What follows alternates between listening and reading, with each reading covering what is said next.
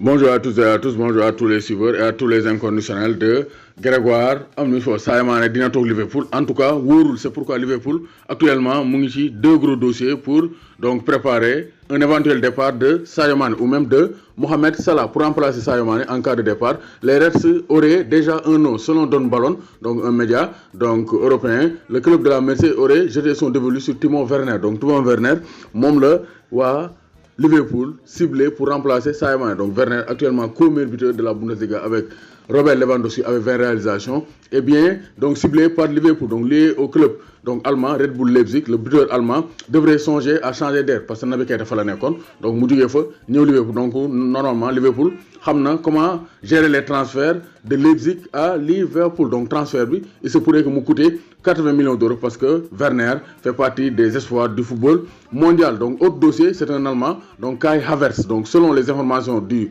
Guardian, donc un média anglais, Liverpool serait intéressé par le joueur du Bayer Leverkusen, donc Kai Havertz, donc, qui est un joueur qui est promis à un très bel avenir. Donc moom ñu naan dans les prochaines années il sera donc peut-être futur Ballon d'Or parce que c'est un excellent joueur qui évolue au Bayer Leverkusen. Peut-être nous pouvons d'une suivre Bayer Leverkusen, mais il joue en même temps avec donc l'équipe nationale d'Allemagne. Donc c'est un joueur plein d'avenir, Kai Havertz. Donc gis nañ ne Liverpool ñaari dossiers yooyu la commencé coytu pour remplacer Sadio Mané. Si Sadio Mané donc arrivé à quitter les bords de la Marseille, doomu Gaynde Njaay warul tiit warul ragal. Moussa Wagué day quitter Barça wala day toog Barça. En tout cas, Moussa Wagué ne fait pas partie des plans de Quique Setien. Donc c'est très clair, même match Coupe du Roi, il n'est pas convoqué. C'est pour dire que Quique Setien ne compte pas sur Moussa Wagué. Moo tax Moussa Wagué dafa war a xool nan lay quitter le FC Barcelone, soit en prêt, soit mu quitter ko dem benn club boo xam ne dina am temps de jeu, parce que c'est pas intéressant nga nekk dans un grand club te jouer loolu amul benn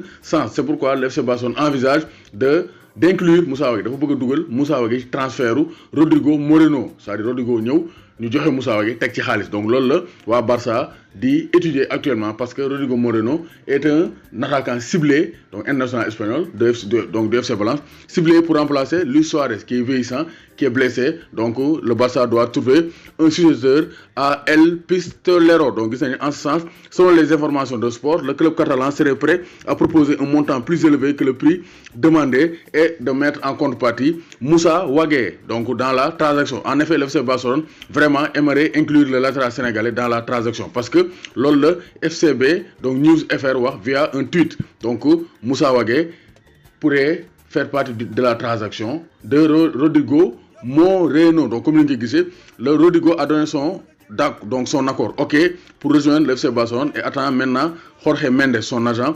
pour trouver un accord avec les deux clubs. Donc Moreno moom parce que le Barça ne se refuse pas. Moreno c'est un international espagnol, il joue avec le FC Valence, mais avec le Barça il pourra progresser, gagner la Liga, donc pourquoi pas gagner la Ligue des Champions. C'est pourquoi il veut rejoindre le FC Barcelone. Donc Moussa Wagué am na porte de sortie. Donc actuellement Moussa Wagué am na porte de sortie, mais le Barça cherche la formule d'un prêt avec option d'achat. Barça loolu la ñuy xool parce que moo gën a seet ci ñoom.